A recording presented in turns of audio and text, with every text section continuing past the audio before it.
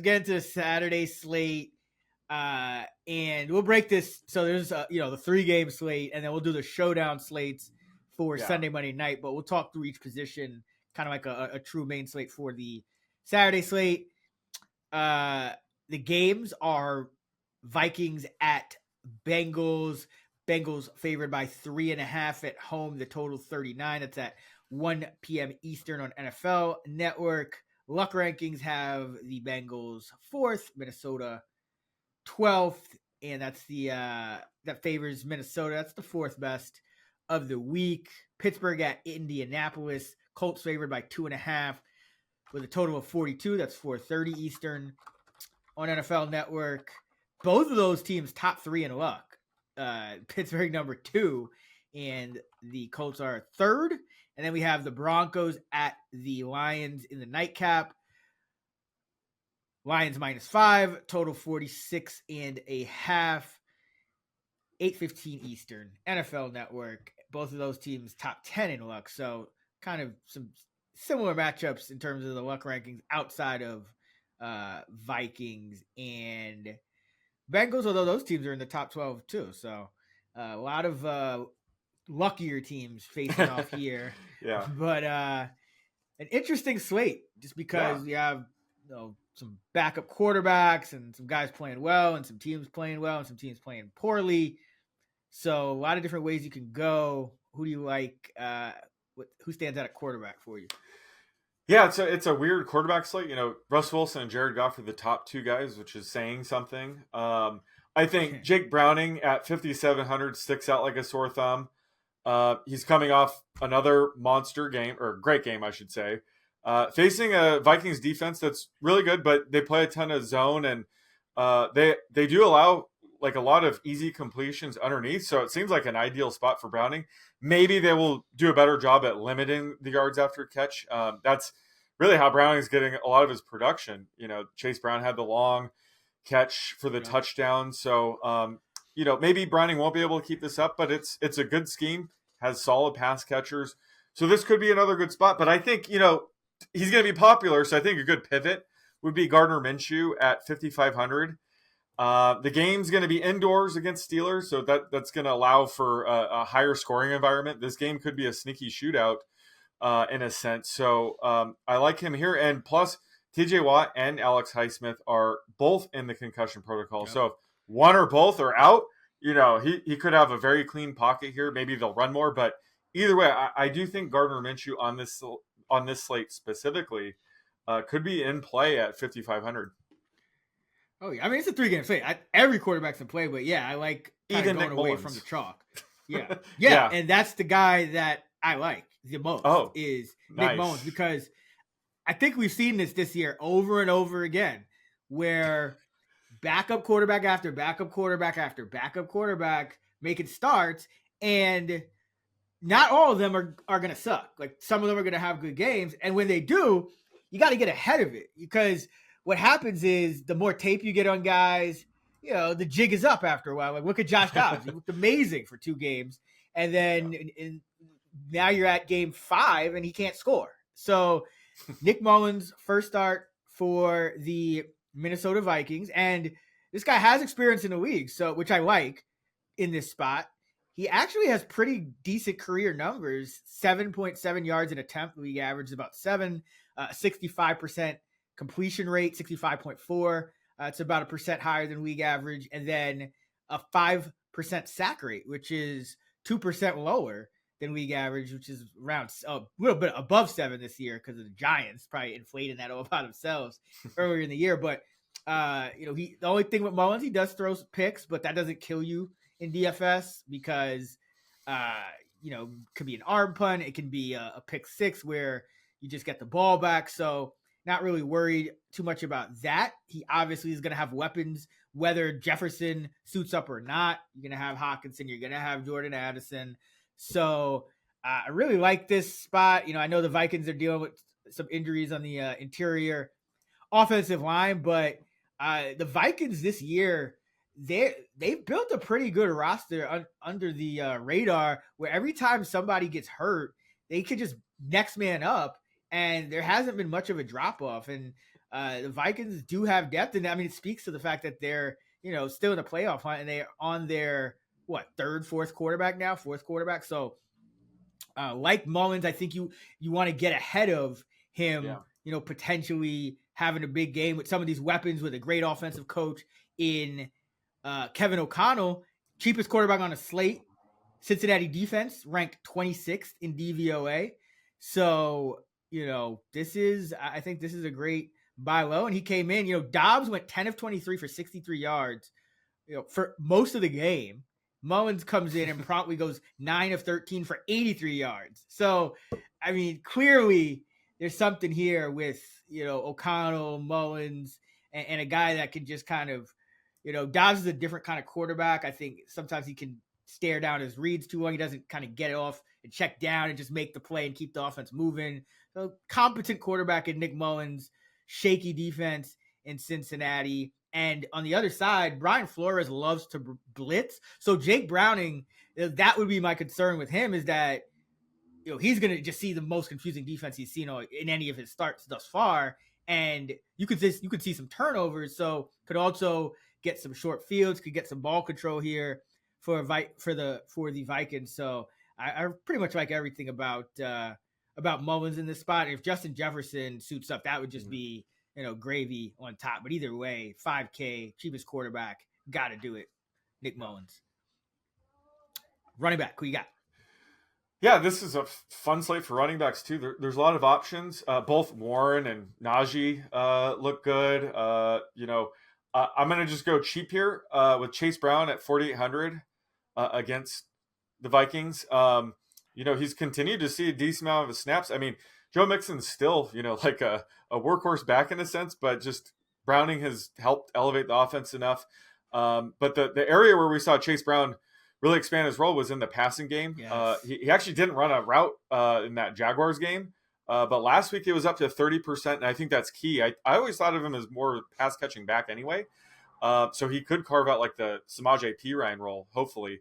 But yeah, sure enough, he went off for 3 catches, 80 yards, and a touchdown, including that nice 54-yard catch and run for a touchdown. And like I mentioned, the Vikings do concede a lot of underneath stuff. They play a ton of zone. And Brown had that big game against a zone-heavy team in the Colts. So I think that's a sign of things to come. They've allowed a ton of receptions to running backs. They played the Broncos a few weeks ago, allowed 14 receptions there.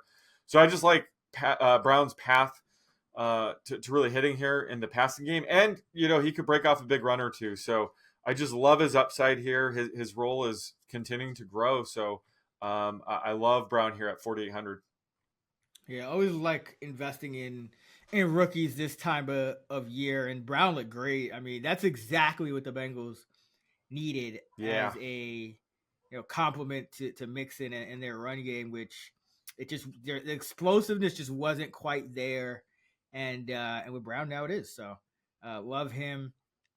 I just want to talk about Zach Moss. I think he is mispriced like egregiously because he's, I think, both of our RB3 on the entire slate, like Thursday, Sunday, Saturday, Sunday, Monday, the number 3 running back overall, and he's priced 4th highest on the slate alone at 6,200 on DK. So he's just a steal. He's a guy that cash games, I think, got to lock him in. He's barely coming off the field at all, pretty much like Zeke Elliott, except the Colts here are a home favorite and, more competent offense. So Moss has really been kind of struggling to produce given the massive workload that he's had. So you know how that goes. That could all flip in all at once. So, Moss has had a couple of games now where he's essentially not come off the field at all, gotten all of the backfield touches, and really hasn't had much to show for it. So I wouldn't be surprised if, multiple touchdowns for Moss in this game, because that's how it tends to happen in the NFL. So I just wanted to highlight him. Yeah. Obviously, there are a bunch of cheap guys, but I think Moss is just, from a straight up projection versus salary perspective, I don't think you can do better than Moss in this one. Yeah, he's 6,200. I have a column that says like where he should be priced just based on my projections, and it's 8,300. Exactly. Like he's not even the $2,000.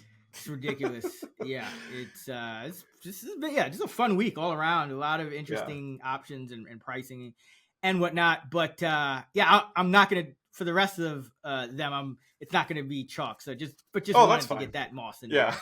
Just because when a guy's that mispriced, I think it's worth highlighting. But let's go to wide receiver. Who you got? Yeah, and it just sets the tone for the position at large. Wide receiver, another. This is wide open. I like a cheaper guy here in Josh Downs at 4,600 against the Steelers. He's been quiet, since his week 5 to 8 breakout. But all the underlying usage, all the things you'd like to be there are still there for him to have the occasional big game. And the Steelers have been giving up solid games to slot receivers lately, like Josh Downs. Because they're typically able to avoid Joey Porter's Jr.'s shutdown coverage. So, Kyle Phillips, Jaden Reed, Elijah Moore, Juju Smith-Schuster had a season best game. All these slot receivers have exceeded expectations recently. So I think Downs will just be the next guy on that list. He's just way too cheap here. Again, this game's indoors. I think, if this were in Pittsburgh, I would expect a much lower scoring game, but this is going to be a fast-paced game that Indy's going to want to control, and I think Downs could have a big game here. He's way too cheap at 4,600.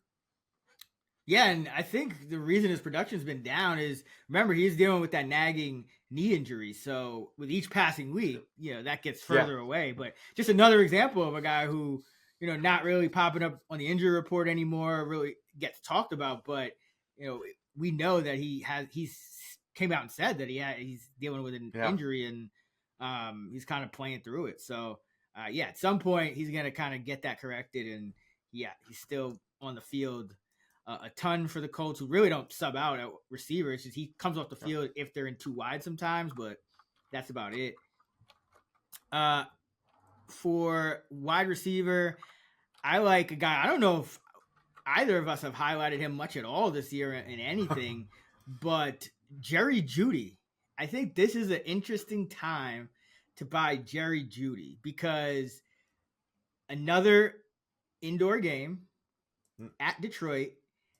I think you could see some points in this one. Detroit has been sputtering a little bit offensively, but I think they can put some things together back indoors. And then the Lion defense has really been struggling, and I think Jeudy can take advantage, and he may actually finally see a true trailing game script. Broncos haven't had many of those as of late, but Jeudy has seen a lot more of his production, as do a lot of pass catchers, especially if you're not the number one, which is Courtland Sutton, do when he's trailing. 9.3 yards a target on his 33 targets when trailing, compared to 6.8 on his 30 targets when leading or tied. And Jeudy just missed a touchdown last week, so he's a guy that, if he had just can't come down with that touchdown, his price would be $500, $300 to $500 higher probably, and his ownership would be up as well. But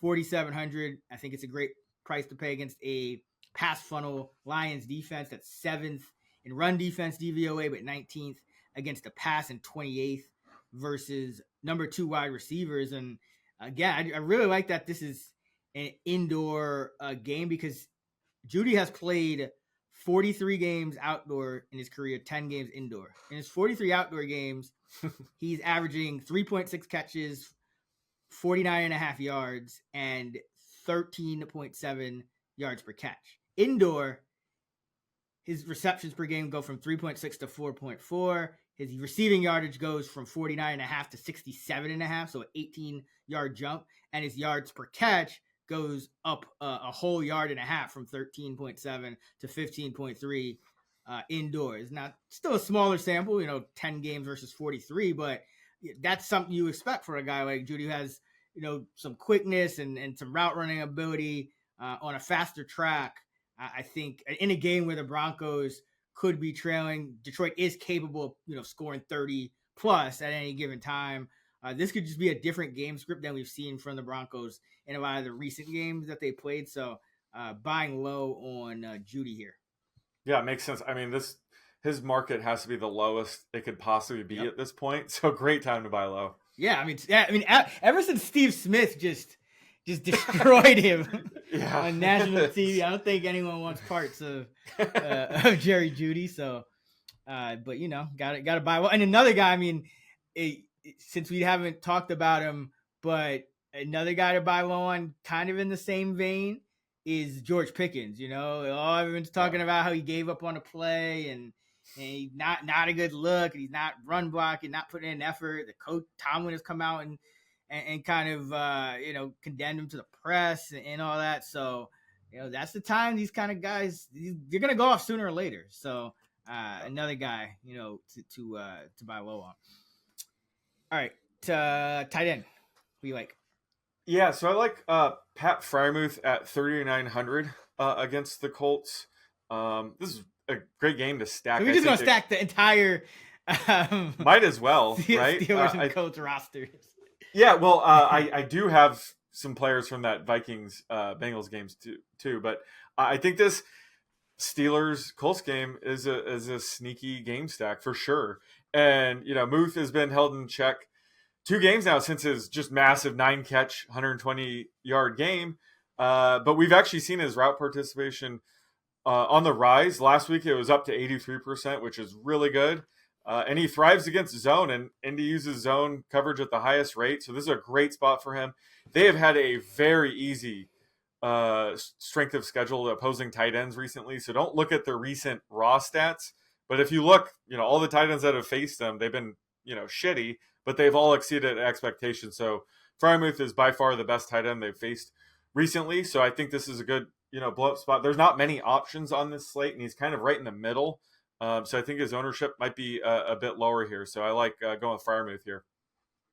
Yeah, I mean, the Broncos are just messing around with Adam Troutman and Lucas Kroll.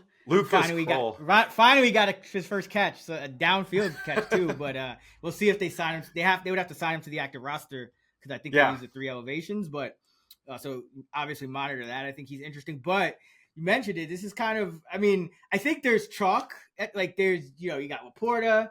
You got I would consider Freiermuth at this point, I guess, chalk as well. Hawkinson is there. Yeah. He's pretty expensive though. And then, you got that Bengal 4-way committee with Tanner Hudson would probably be the most popular. But I'm going to go, huh? Who's the fourth there? Oh, Wilcox. Oh. Yeah, he's been playing over Irv Smith lately. So, yeah, I know. Of course, I faded Irv Smith at the one game where he went off. Right. Oh man, sometimes they just don't drop, man. That's the me syndrome. Just 1 week too early. You have the right angle there. Just 1 week too early. So it's a 3-game slate. You got 6 teams. Most people are going to be playing tournaments, so you're going to have to find a smart way to differentiate and keep some upside. And I think the perfect way to do that is not the Bengals 4-way tight end committee, but the Colts 4-way tight end committee, because there's one guy in particular who I think is primed for a breakout, and that is rookie Will Mallory, 5th round pick out of Miami, 4.5 speed, min priced, and he kind of had a semi breakout last week, splitting time, 4 ways, so only playing about 30% of the routes, a little over, but 5 catches, 46 yards against the Bengals. And he has 9 catches over his last 3 games, despite splitting time, with all those other guys, with Granton and Mo Alley Cox and who am I forgetting? Drew Ogletree. So I think Mallory, if anyone's playing time is going to kind of spike at the expense of the others at this point in the year, I think it's going to be Mallory. And you said don't look at the Colts, against tight ends lately. I do want people to look at the Steelers against tight ends lately, because last 5 weeks, week 14, Hunter Henry, 3 catches, 40 yards, 2 touchdowns. Week 13, 11 catches for 120 yards and a touchdown to Cardinal tight ends, including 9 for 89 and a touchdown to Trey McBride. The week before that, 8 catches and a touchdown to Bengal tight ends. The week before that, David Njoku got 15 targets and caught 7 balls for 56.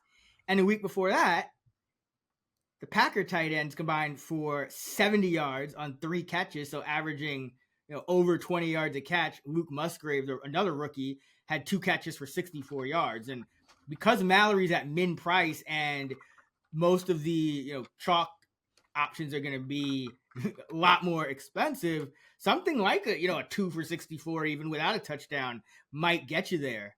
So I think Mallory he's one of my favorite plays on this slate, because I think he's still got some breaking out to do, and talented kind of receiving first tight end who I think at probably at some point starts cutting into Kylan Granson his workload. I think he's kind of the future for them, because Granson, remember, was a holdover from the prior regime. Yeah. So Will Mallory, min price against the Steelers.